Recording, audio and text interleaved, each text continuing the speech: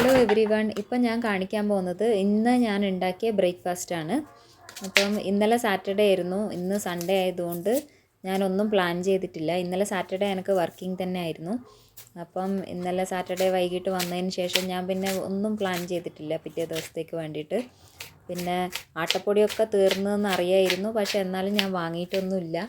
Just ഇന്നലെ full relax ചെയ്യുമായിരുന്നു, യൂട്യൂബും ഇതൊക്കെ നോക്കിയിട്ട് ജസ്റ്റ് റിലാക്സ് ചെയ്യുമായിരുന്നു. പിന്നെ ഇന്ന് രാവിലെ എണീറ്റപ്പം എന്താ ഉണ്ടാക്കാമെന്ന് ആലോചിച്ചപ്പോൾ പെട്ടെന്ന് ഞാൻ പ്ലാൻ ചെയ്തതാണിത്.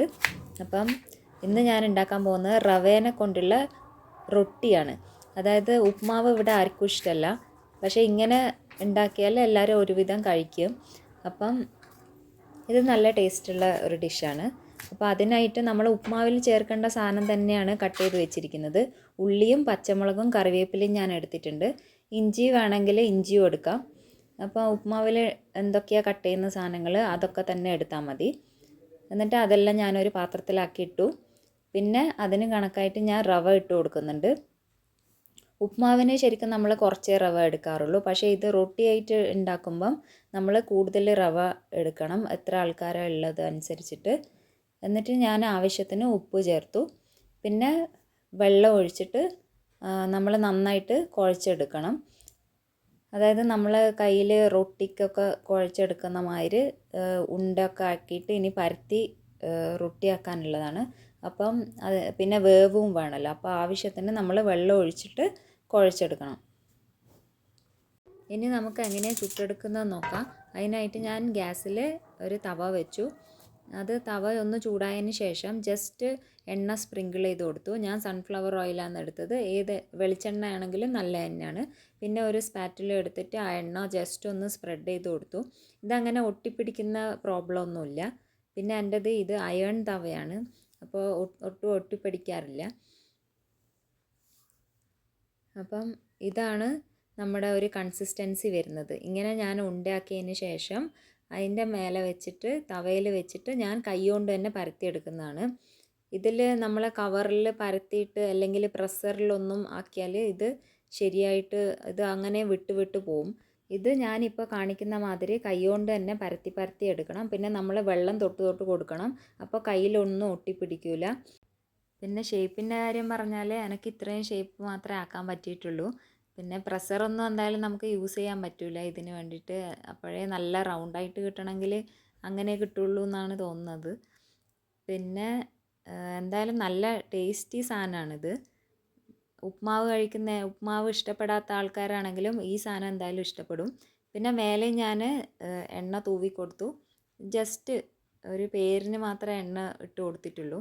ഒരു ചെറിയ സ്പൂൺ, പകുതി സ്പൂണേ ഇട്ടിട്ടുള്ളൂ. എന്നിട്ട് തിരിച്ചും മറിച്ചും ഇട്ടിട്ട് വേവിച്ചെടുക്കണം. ഇതിൽ ഞാൻ അധികം എരിവൊന്നും ചേർത്തിട്ടില്ല, ഒരു പച്ചമുളക് കട്ട് ചെയ്തിട്ടിട്ടതാണ്. പിന്നെ ഇതിൻ്റെ കൂടെ ഞാനൊരു മല്ലിയിലേൻ്റെ സ്പൈസി ചട്നി ഉണ്ടാക്കുന്നുണ്ട്. അപ്പോൾ ഞാൻ ഇതൊരു പ്ലേറ്റിലോട്ട് മാറ്റി. ഇനി രണ്ടാമത്തെ റൊട്ടിയും വെച്ച് കൊടുത്തിട്ടുണ്ട്. സെയിം പ്രൊസീജിയർ, എണ്ണ തൂവി കൊടുത്തു. അതിന് ശേഷം രണ്ട് ഭാഗവും തിരിച്ചും മറിച്ചും ഇട്ട് വേവിച്ചെടുത്താൽ മതി. അപ്പോൾ ഇത് റെഡി ആകുമ്പോഴേക്കും നമുക്ക് ചമ്മന്തിയുടെ പരിപാടി നോക്കാം. അതിനായിട്ട് ഞാൻ തേങ്ങ ഫ്രിഡ്ജിൽ നോക്കിയപ്പം ഇത്രയും തേങ്ങയും മാത്രമേ ഉള്ളൂ. ഞാനിങ്ങനെ തേങ്ങ കട്ട് ചെയ്തിട്ടാണ് ഫ്രിഡ്ജിൽ വെക്കുന്നത്, സ്റ്റോർ ചെയ്യുന്നത്. അപ്പം കുറച്ചേ ഉണ്ടായിട്ടുള്ളൂ. അപ്പം ഞാൻ പുതിയ തേങ്ങ പൊട്ടിച്ചിട്ട് വേറൊരു ബോക്സിൽ സ്റ്റോർ ചെയ്യാൻ വേണ്ടിയിട്ട് വെക്കുന്നുണ്ട്. എല്ലാ തേങ്ങയും ഞാനിങ്ങനെ മുറിച്ച് വെക്കലുണ്ട്. ഒരു മുറി ഞാൻ ഓൾറെഡി ചെയ്ത് കഴിഞ്ഞു. ഇനി രണ്ടാമത്തെ മുറി ഞാൻ ചെയ്യുന്നതാണ് നിങ്ങൾക്ക് കാണിച്ചു തരുന്നത്. അപ്പം ഞാൻ ആദ്യം യൂസ് ചെയ്യുമ്പം മറ്റേ ആ സ്റ്റീലിൻ്റെ പാത്രത്തിലുള്ള ഓൾറെഡി തീരാനായിട്ടുള്ള തേങ്ങ ഞാൻ ആദ്യം എടുക്കും. അതിന് ശേഷം ഞാൻ പുതിയ തേങ്ങ എടുക്കും. ഇങ്ങനെയാണ് ഞാൻ തേങ്ങ സൂക്ഷിച്ച് വെക്കുന്നത്. അല്ലാതെ ചിരട്ടയോടെ ഫ്രിഡ്ജിൽ വെച്ച് കഴിഞ്ഞാൽ ആ ബ്രൗൺ കളർ സ്കിന്നിൻ്റെ ഭാഗത്ത്, ചിരട്ടൻ്റെ ഒട്ടിപ്പിടിച്ചിരിക്കുന്ന ആ ഭാഗത്ത് ഒരു ബ്ലാക്ക് സ്പോട്ട്സ് എല്ലാം വരുന്നത് ഞാൻ നോട്ടീസ് ചെയ്യലുണ്ട്. ചിലപ്പോൾ ഫംഗസ് ആയിരിക്കാനാണ് സാധ്യത, അറിയില്ല. അപ്പോൾ അത് കാരണം ഞാൻ ഇങ്ങനെ തന്നെയാണ് സൂക്ഷിച്ച് വെക്കുന്നത്. അപ്പോൾ നമ്മുടെ റൊട്ടി ഒരു ഭാഗത്ത് റെഡിയാവുന്നുണ്ട്. ഇത് ഏറ്റവും അവസാനത്തെ റൊട്ടിയാണ്. അപ്പോൾ അതും ഞാൻ പ്ലേറ്റിലിട്ട് വെച്ചു. ഇനി നമുക്ക് ചമ്മന്തിയുടെ പരിപാടി നോക്കാം. അപ്പോൾ തേങ്ങയെല്ലാം റെഡി ആയിട്ടുണ്ട്.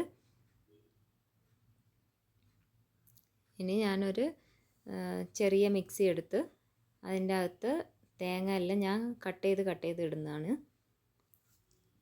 സൂക്ഷിക്കുമ്പോൾ ഇങ്ങനെ സൂക്ഷിക്കുക. അത് കഴിഞ്ഞിട്ട് നമ്മൾ മിക്സിയിലിട്ട് അരക്കുമ്പോൾ ജസ്റ്റ് കട്ട് ചെയ്ത് കൊടുത്തു കഴിഞ്ഞാൽ നല്ലതാണ്. അപ്പം മിക്സിക്ക് അത്ര ഹെവി ലോഡ് വരില്ല. ഇതിന് കത്തി വേണമെന്നില്ല, നമുക്ക് കൈ കൊണ്ട് തന്നെ പൊട്ടിച്ച് ഇടാൻ പറ്റും. പിന്നെ തേങ്ങ ഇട്ടതിന് ശേഷം ഞാൻ ആഡ് ചെയ്ത് കൊടുക്കാൻ പോകുന്നത് ഒരു 7-8 ചെറിയ ഉള്ളിയാണ്. പിന്നെ ഈ ചമ്മന്തിക്ക് ഞാൻ കുറച്ച് ഇൻഗ്രീഡിയൻസ് മാത്രമേ ആഡ് ചെയ്യുന്നുള്ളൂ, കുറേ സാധനമൊന്നുമില്ല.